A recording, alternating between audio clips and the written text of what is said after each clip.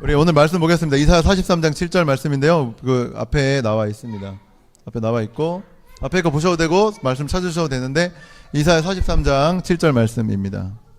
사실 이 말씀이 저희 교회가 개척 시작할 때 하나님께서 주신 말씀이라고 이제 믿고 이 말씀으로 교회 이름을 짓게 된 거예요.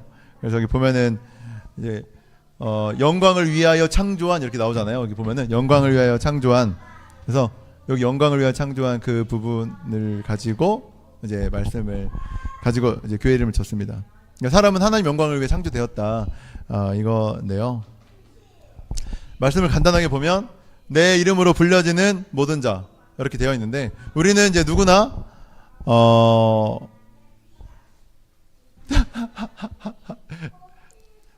퇴장당했어. 괜찮습니다. 떠들어도 되는데 우리는 누구나 어떤 호칭으로 이제 불려지는 거죠. 저희 아들 이름이 오라한이에요. 그래서 주님이 오라한 아이다.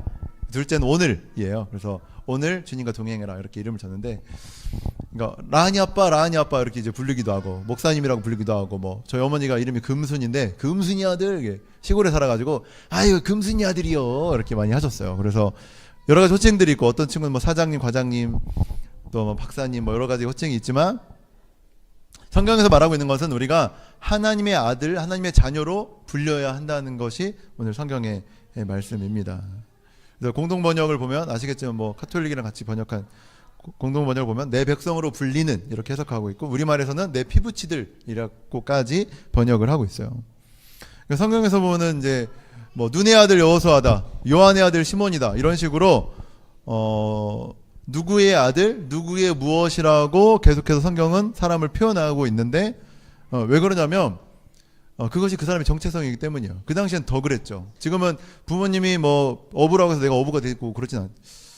우리 아버지가 목사님 저도 목사가 됐는데 이런 경우도 있지만 꼭 그렇진 않다. 그죠?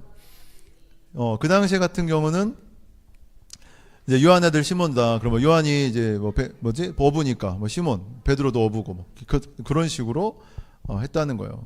그 당시 더 그랬죠. 할아버지 같은 직업들을 갖고 있기 때문에 누구 아들이야? 그럼 너 어부 일을 하겠구나 했던 그런 시대를 그런 시기였다는 것이죠. 그런데 예수님께서 이 땅에 오셔서 믿는 사람들에게 뭐라고 말했냐면 요한 아들 시몬아 이렇게 부르셨지만 호칭을 앞에 분을 바꾼 거예요. 누구의 아들인데 그 앞을 하나님이라는 이름을 감히 어떻게 불경스러울 수도 있고 또 감히 말할 수 없는 그런 부분에 대해서 하나님의 아들이다. 너는 하나님의 자녀 베드로야. 이런 식으로 이제 표현을 하기 시작한 것입니다. 그것이 너의 정체성이라고 말해주고 있는 것이죠. 여러분 하나님의 자녀인 줄 믿습니다. 아멘. 이 고백이 되어야 신앙생활에 이제 출발이 되는 거죠. 또 여기 보면은 영광을 위하여 창조한 자를 내게 오게 하라. 내가 그를 지었고 내가 그를 만들었다. 이렇게 기록되어 있는데요. 이게 반복되는 것 같아요. 꼭 지었다 만들었다가. 근데 이 지었다가 원어로 보면 야차르라는 단어인데 고안하다는 거예요. form에서 계획하다에 가까운 단어입니다. 하나님께서는 사람을 하나님의 영광을 위하여 계획해가지고 만들었다. 이렇게 된 거죠. 그러니까 인간의 설계 도면 안에 이미 하나님의 영광을 위해 살도록 프로세싱 되어 있다는 거예요. 우린 그렇게 이제 살게 되어 있는데 그렇지 않게 살아가는 거죠. TV가 TV 역할을 해야 되는데 갑자기 TV가 냄비 받침으로 쓰이고 이렇게 되고 있다는 거예요. 너무 얼토당토한 삶이 살아가고 있으니까 하나님께서 뭐라고 말씀하시냐면 오게 하라. 오게 창조한 자를 오게 하라. 불러 모아라. 이렇게 말씀하시는 거죠. 원래 영광을 창조되었던 그 시작점으로 다시 돌아오게 하라. 그래서 오늘 제목이 영광을 위한 시작이라고 짓게 되었습니다. 이것이 바로 예수님께서 이 땅에 오신 이유이고 또 교회가 존재하는 목적인 줄 믿습니다. 아멘. 오늘 말씀이 이사야서 말씀인데요. 이사야서를 간단하게 좀 살펴보려고 합니다. 이사야서는 잘 아시는 것처럼 이제 북이스라엘과 남유다로 나뉜 다음에 남유다에서 활동하던 선지자가 이사야입니다. 이사야의 이름이 이제 여호와께서 구원하시다 이런 이제 이름이죠. 그러니까 모세 하면은 물에서 건지다. 그래서 이스라엘 백성들을 애굽에서 건지다. 약간 이름에 맞게 성경이 이루어져 가는 모습인데 이사야서도 마찬가지예요. 여호와께서 구원하시다. 그래서 여호와께서 이스라엘을 구원하시는 그런 모습으로 이렇게 흘러가는 것처럼 보입니다.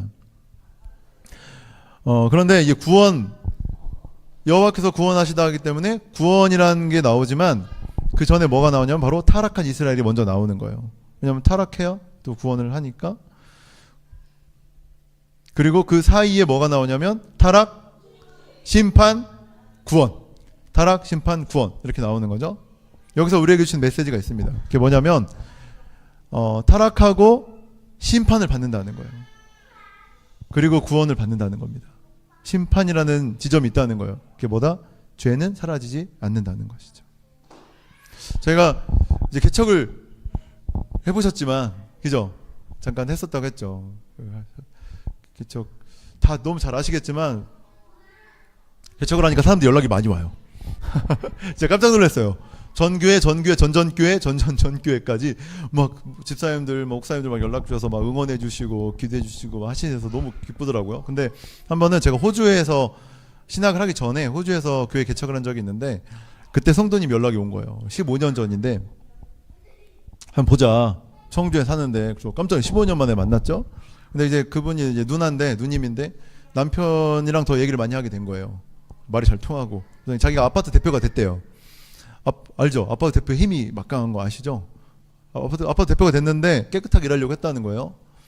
근데 자꾸 주변 사람들은 이렇게 조금 이렇게 하려고 하는 거예요. 이렇게 조금씩 이렇게. 자기는 끝까지 최선을 다해서 깨끗하게 했대요. 대표가 바뀌었죠? 그랬더니 사람들이 그런 걸 못하게 했던 지금 그분을 이제 험담하고 뒤에서 욕하고 하는 거예요. 무고하고 공격하고.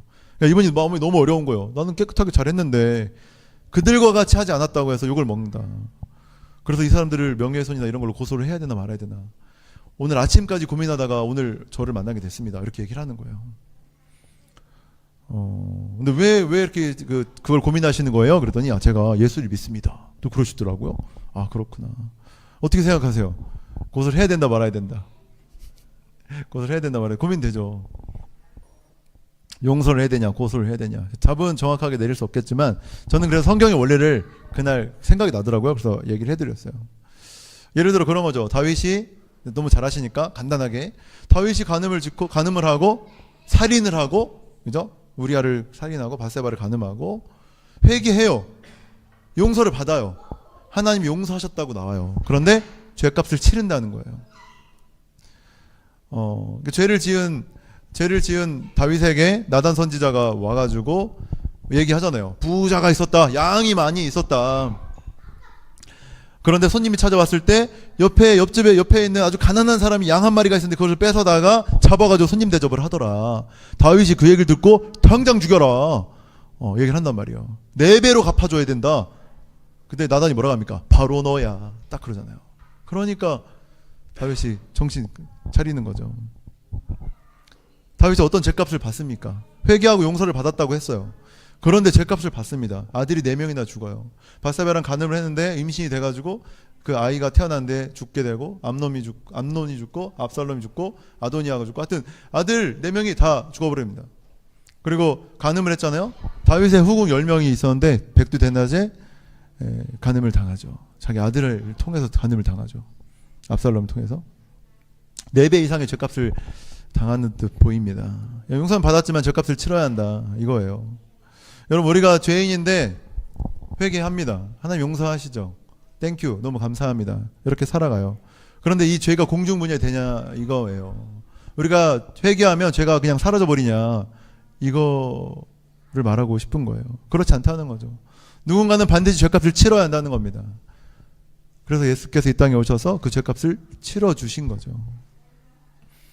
예수님이 우리의 죄를 대값을 치러주셔서 십자가에 죽고 부활하셨기 때문에 우리가 이 자리에서 당당하게 앉아있을 수 있는 근거가 되는 겁니다. 여러분 이 사실이 믿어질 때 기독교인이 되는 것이고 하나님의 자녀가 되는 것입니다. 이것이 성경의 원리이죠. 축원하게는 예수님께서 우리를 대신해 죽으셨다는 사실이 믿어지는 축복이 있길 주님의 이름으로 축원합니다. 아멘. 자, 그래서 그분은 고소를 하셨을까요? 안 하셨을까요? 저도 한번 연락해 보겠습니다. 다음 주에 오신 말씀드립니다. 이스라엘은 이렇게 타락을 했다는 거예요. 심판을 받았어요. 왜 타락했을까? 여기서 두 번째 메시지가 있습니다. 바로 먹고 살기 좋았기 때문이에요. 이스라엘 항상 좀 힘들지 않았나? 맞아요. 이스라엘 주변에는 이집트라는 애굽이라는 강대국이 있었고 또 신흥 국가인 아수르가 치고 올라오고 있었기 때문에 항상 움츠려서 눈치 보고 있는, 예수님 오셨을 당시에도 로마의 침략을 받고 있었던 것처럼 늘 어려워하는 그런 상황들이 있었는데, 이때쯤에 이 이집트의 왕이 바뀐 거예요. 그래서 자기들끼리 정치하기 바쁜 거야. 지금 정신없어. 그리고 아수르는 내분이 일어나서 자기들끼리 막 싸워요. 그러니까 이스라엘을 이제 신경을 안 쓰는 거예요. 그래서 이때 이제 눈치 볼 것 없이 막 살기 시작한 거죠. 그러다 보니까 하나님 눈치도 안 보기 시작한 겁니다. 이사야서가 그런 말씀이에요. 1장부터 쭉 이제 그런 내용이 나옵니다. 제가 간단하게 읽어볼게요. 그들이 나를 거역하였도다. 순종하지 않았다는 거죠. 3절에 보면 소도 그 임자를 알고 나귀도 그 주인의 구유를 알거만은 이스라엘은 알지 못하고 나의 백성은 깨닫지 못한다. 1장 12절 보면 너희가 내 앞에 보이러 오니 이것을 누가 너에게 요구하였느냐? 내 마당만 밟을 뿐이라 온전히 예배하지 않았다는 거. 23절 보면 내 고관들은 패역하고 도둑과 짝하고 뇌물을 사랑하고 예물을 구하고 고아를 위하여 신원하지 않고 과부의 송사를 수리하지 않는다. 거룩한 삶을 살지 않고 이웃을 돌보지 않는다는 겁니다. 2장 8절에 그 땅에는 우상도 가득하고 그들이 자기 손으로 짓고 자기 손가락으로 만든 것을 경배한다. 하나님보다 더 사랑하는 것들이 생겼다는 것입니다. 우리가 그렇잖아요. 먹고 살기 좋을 때, 살기 어려울 때 하나님 찾고 기도하고, 또 전에 이제 섬기던 교회 보면 새벽기도 갑자기 안 다니던 그 권사님이 새벽기도 나오면 마음이 좀 어려워져요. 그래서 뭐가 터졌다. 큰일 났다, 터졌다. 그럼 이제 끝나고 찾아가 옆에 가서 이렇게 기도해드리면은 이제 얘기를 하실 때가 많았어요. 그러니까 우리가 어려울 때는 하나님을 찾는단 말이에요. 기도하고, 또 더 예배 잘 드리고 한단 말이죠. 근데 먹고 살만 하니까 하나님과 상관없는 삶을 살기 시작하는 것입니다. 자, 여기서 아주 재밌는 질문을 드리고 싶어요. 여러분에게 만약 1억을 통장에 넣어드리면 여러분의 삶의 태도가 어떨까요? 1억 정도야 뭐 그죠? 자, 근데 다시 1000억 정도를 여러분 통장에 지금 제가 계좌이체로 해서 제가 드리는 건 아니지만 넣어드렸다. 1000억이 내 통장에 생겼다. 그러면 진지하게 그거를 받아들이고 생각해 보니까 내가 지금 내 삶을 대하는 태도로 계속해서 살 수 있을까? 약간 두려운 거예요. 내가 이렇게 꼬박꼬박 예배를 잘 드리려고 할까? 물자를 아껴 쓰려고 할까? 그런 생각이 드는 거죠. 여기저기 여행하기 바쁠까? 좋은 차를 바꾸려고 하고, 좋은 옷 입을 수 있죠. 써야 됩니다. 돈 있는 사람이 써야 경제가 흐르죠.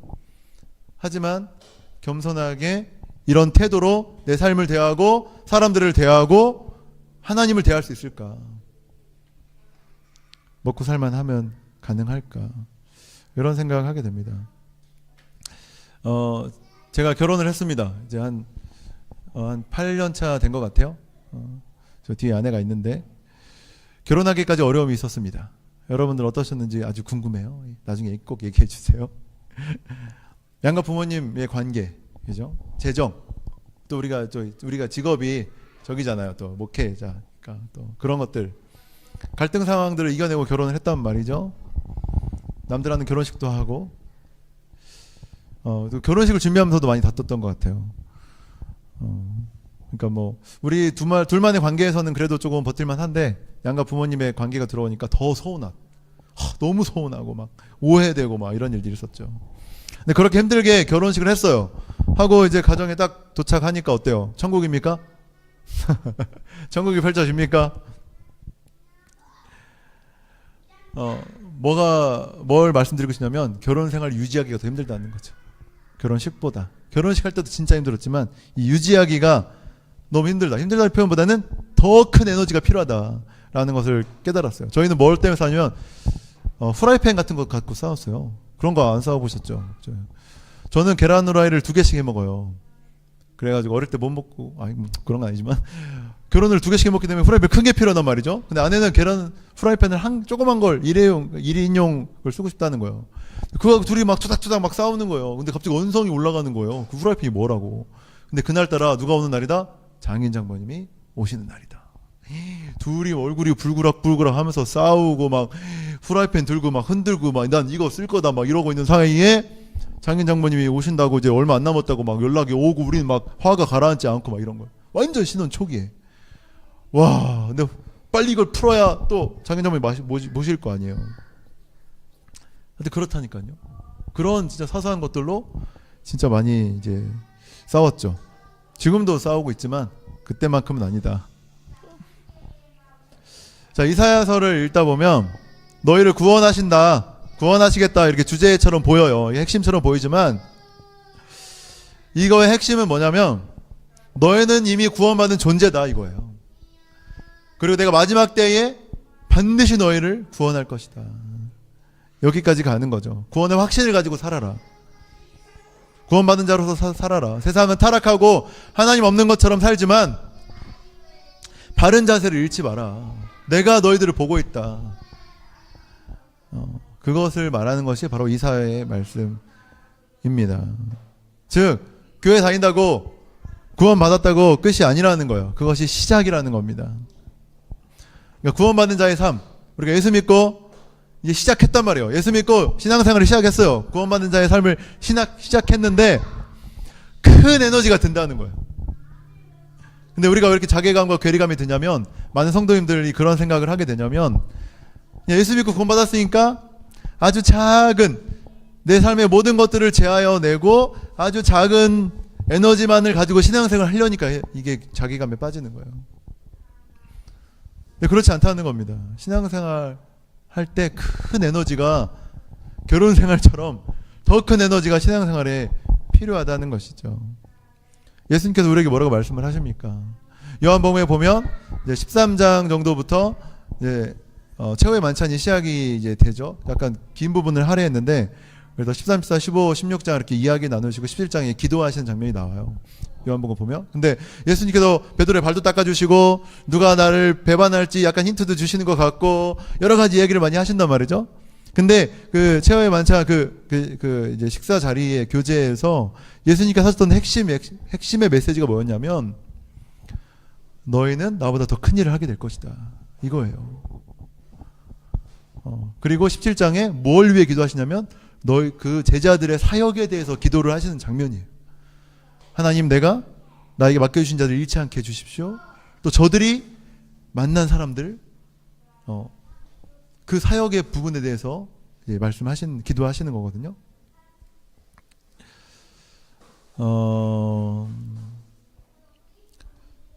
그러니까 예수님께서 자기보다 큰 일을 하게 될 것이다. 그럼 우리가 이 신앙생활의 에너지의 강도를 유추해 볼 수 있다.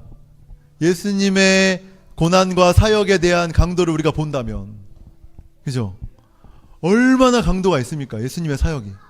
그 3년 정도 되지만 십자가에 달려 채찍질, 배반당하고 돌아가시고 그 강도, 예수님의 그 사역, 예수님의 삶은 그 정도의 강도였단 말이에요. 근데 제자들에게 뭐라고 말씀하시냐면 너희들은 나보다 더 큰 일을 하게 될 것이다. 근데 우리가 신앙생활하면서 큰일 하니까 뭐 남들 앞에서 뭔가 하는 대단한 일, 막 100명, 1000명, 10,000명, 10만 명 사람들 앞에서 설교하고 뭔가 대단한, 진짜 눈으로 봤을 때 대단한 일, 아니면 유명한 연예인이 되어서 시상식에서 박수 치면서 상 받을 때 아 하나님 영광 받아주십시오 이 한마디 하는 거, 이것도 대단한 일이죠. 하지만 예수님께서 말씀하셨던 나보다 더 큰 일을 너희들이 할 것이라는 그 말 안에는 너희들이 막 스포트라이트 받으며 박수 받을 것이다가 아니라 저 죽어가는 영혼들을 위하여 나처럼 죽게 될 것이다. 그만큼의 강도의 에너지가 너희들에게 들 것이다. 각오해라. 너희들이 한순간도 깨어 기도하지 못하느냐. 그것이 예수님의 심정이었어요.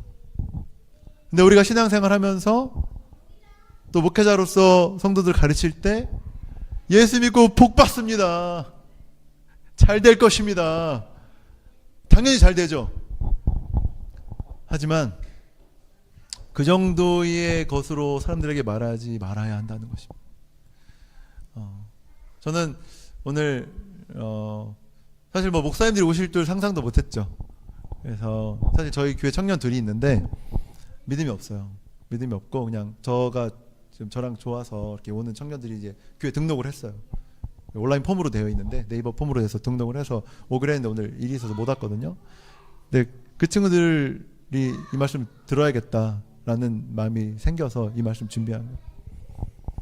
그러니까 그 친구들에게 말할 수 있죠. 예수 믿고 복 받자, 우리 재밌게 지내보자, 공동체 하면 신난다, 같이 놀자, 이렇게 말할 수 있습니다. 하지만 신앙생활이라는 건 그런 게 아니라는 거죠. 신앙생활이라는 것은 너희들이 학교 다니고 직장하고 결혼하고 결혼생활하고 애 낳고 이거보다 더 큰 에너지가 필요하다. 각오해라. 그 말이 해주고 싶었던 거예요. 그래서 이런 말씀을 준비하게 되었습니다. 본질을 외면하고 싶지 않은 거죠. 정말 하나님께서 말씀하고 계신 이 성경에서 피값으로 사신 이 교회와 하나님의 사역, 그 나라에 대해서 정말 이 물탄복음이란 말이 있는 것처럼 교묘하게 본질을 비껴나가서 사람들의 이 잘됨, 부귀영화 뭐 그런 것들을 추구하는 그런 삶으로 교회가 나아가는 방향들, 하나님께서 슬퍼하실 것 같다, 이런 마음이 제가 갖게 되었습니다. 영광을 위한 교회, 또 영광을 위한 시작점에 오신 여러분 환영하고 축복합니다. 예수 믿고 구원받는 삶, 그리고 구원받는 자의 영광스러운 삶, 예수께서 맡기신 그 위대한 일을 하는 저와 여러분 되시길, 또 영광을 위한 교회 되시길 주님의 이름으로 축복합니다. 아멘. 우리 좀 기도하겠습니다.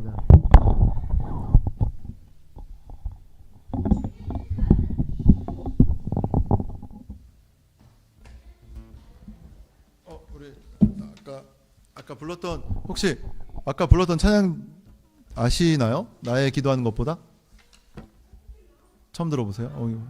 불러보셨어요? 나의 기도하는 것보다. 저기 목사님도 아세요? 네? 처음이에요. 아하, 그렇구나. 같이 한번 천천히 한번 불러보겠습니다. 네. 뜨겁게 찬양하고 좀 간절히 기도하고 예배를 마치겠습니다.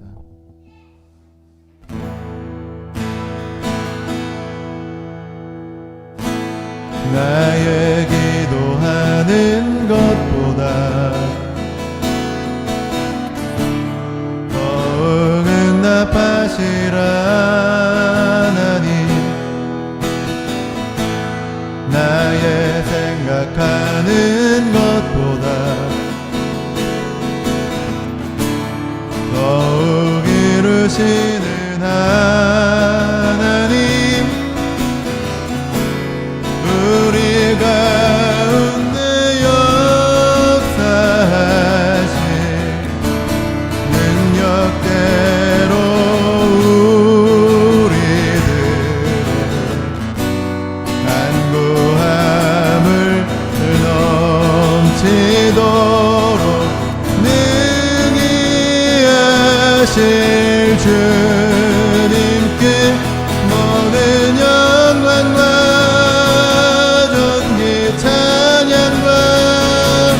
경배를 돌릴지어다.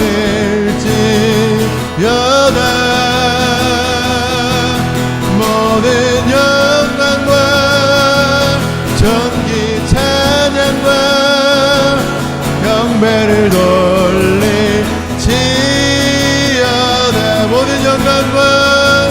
모든 영광과 전기 찬양과 경배를 돌릴지어다.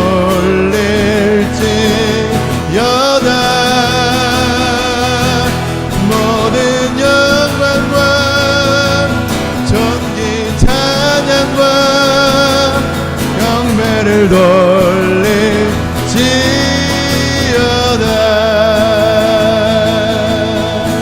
우리 함께 기도하기를 원합니다. 우리가 세상을 대할 때 두려움이 있습니다. 저도 두려움이 있습니다. 특히 자녀들을 바라보면 너무 뒤처지는 것 같아요. 남들 보낸 학원 못 보낼까봐 벌써부터 두려움이 있죠. 뒤처지는 그 느낌이 있잖아요. 잘 가고 있는지 확신이 들지 않을 때도 있습니다. 그때 주님께서 오늘 말씀을 통해 우리에게 해주시는 말씀, 너는 구원 받았다, 넌 하나님의 자녀다, 이것이 너의 정체성이다, 나는 변하지 않는다, 난 변하지 않고 내 약속은 변하지 않는다, 확신을 가지고 당당히 살아라, 반드시 내가 너와 함께하다, 너희가 포로로 끌려갈지라도 반드시 돌아오게 할 것이다, 세상이 너를 포로로 여기고 보화로 여길지라도 넌 나의 자녀이고 내가 너와 함께 할 것이다. 주께서 말씀하십니다. 우리가 시간 기도합시다. 주님 믿음을 더하여 주시옵소서. 믿음의 눈으로 주님을 바라보게 하여 주시옵소서. 본질을 향하여 나아가게 하여 주시옵소서. 우리 말씀을 기억하면서 주여 한번 외치시고 통성으로 기도합시다. 주여 사랑하신 우리 하나님 아버지, 우리가 주님 앞으로 나아갑니다. 하나님 아버지, 세상에 눈 막고 귀 막고 오직 주님을 바라보는 우리가 될 수 있도록 인도하여 주시옵소서. 하나님 아버지, 주께서 역사하신 우리가 되기를 원합니다. 하나님 아버지, 주님 앞으로 나아가기를 원합니다. 하나님 아버지, 세상의 어떠한 것들을 인하여 우리가 무너지지 않게 도와주시옵소서. 오직 세상의 구준을 따라 살지 않게 도와주시옵소서. 성령을 따라 살게 하여 주시옵소서. 믿음으로 나아가게 하여 주시옵소서. 너희가 그 은혜를 인하여 믿음으로 말미암아 구원을 얻었나니 이것이 너희에게서 난 것이 하나님의 선물이라 말씀하셨사오니 하나님 아버지, 우리가 주께서 주신 선물을 가지고 나아갈 수 있도록 주여 도와주시기를 원합니다. 주님, 성령 충만케 임하여 주시옵소서. 하나님 아버지, 모든 영광과 존귀와 찬양을 받게 합당하신 주님께서 우리와 함께하여 주시옵시고 오직 주님께서만 역사하시는 우리의 삶이 될 수 있도록, 우리 교회가 될 수 있도록, 우리 예배가 될 수 있도록 인도하여 주시옵소서. 하나님 아버지, 붙잡아 주실 줄 믿습니다. 성령께서 인도하여 주실 줄 믿습니다. 아버지께서 함께해 주실 줄 믿습니다. 하나님 아버지, 주의 영광 가운데 나아간 우리가 될 수 있도록 도와주시고 하나님 아버지, 다시 한번 찬양하며 예배하며 주 앞으로 나아가는 하나님 아버지, 우리의 모습이 될 수 있도록 도와주시고 하나님 아버지, 예배를 통하여 주님을 만나고 예배를 통하여 삶이 한번 다시 한번 회복될 수 있도록 주여 이 시간에 임재하여 주시고 인도하여 주시옵소서.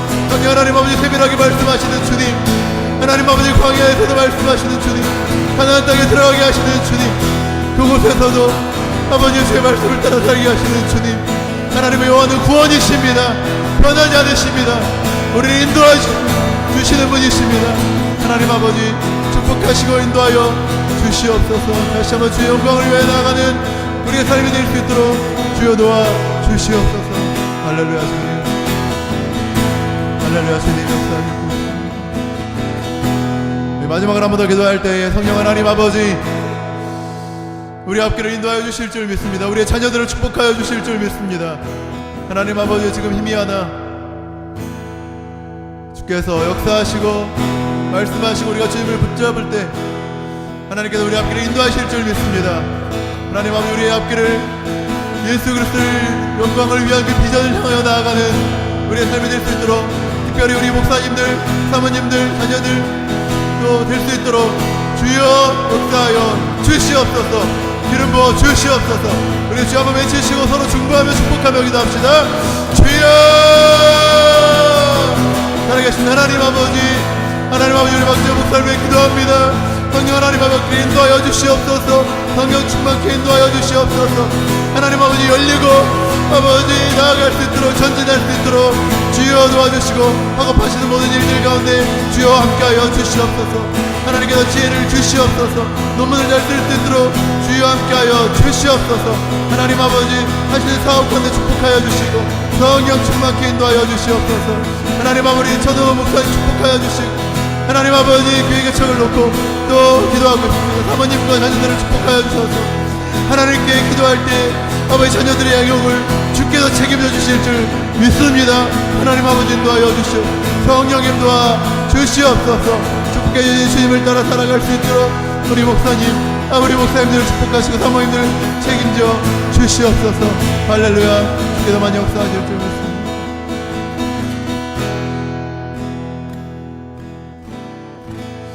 살아 역사하신 우리 주 하나님 아버지, 우리가 세상을 바라볼 때 하나님께서 나를 바라보라고, 나의 안에 거하라고 주께서 말씀해 주신 줄 믿습니다. 하나님 아버지, 주님께 붙어있는 우리가 되게 도와 주시옵소서. 주님께만이 생수의 강물이 흘러날 줄 믿습니다. 세상에서 먹음직도 하고 범직도 한 모든 것들, 그 유혹을 이겨내고 미혹을 이겨내고 예배의 자리에 나와 주님을 바라보며 주의 영광을 위하여 달려나가는 우리 모두가 될 수 있도록 인도하여 주시옵소서.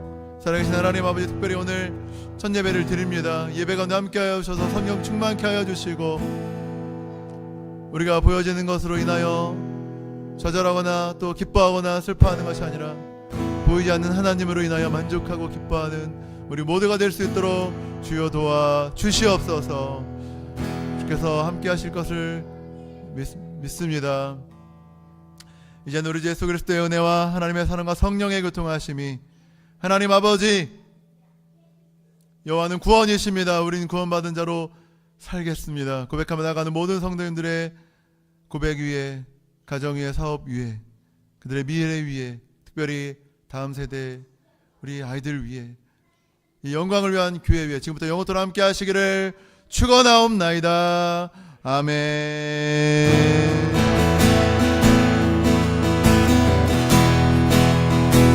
하나님 아버지, 역사하셔서 감사합니다. 오직 하나님께만 함께 하시옵소서.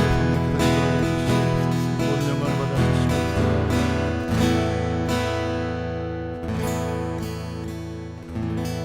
우리 예배를 받으신 하나님께 박수하겠습니다.